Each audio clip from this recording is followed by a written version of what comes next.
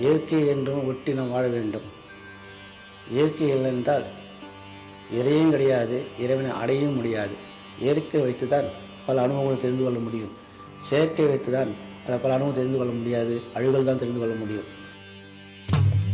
இயற்கை என்றால் பராசக்தி வடிவம், இயற்கையை சீண்ட இழப்பே மிஞ்சும்.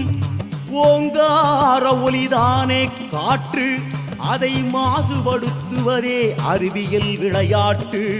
முன்போல் மாதம் மும்மாறி பொழிவதில்லை, அதனால் தான தர்மங்கள் வளரவில்லை. இனியேனும் அம்மாவின் ஆணைப்படி இயற்கையை போற்று, இயற்கையை வணங்கு.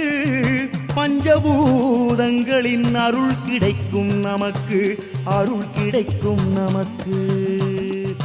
காடெங்கும்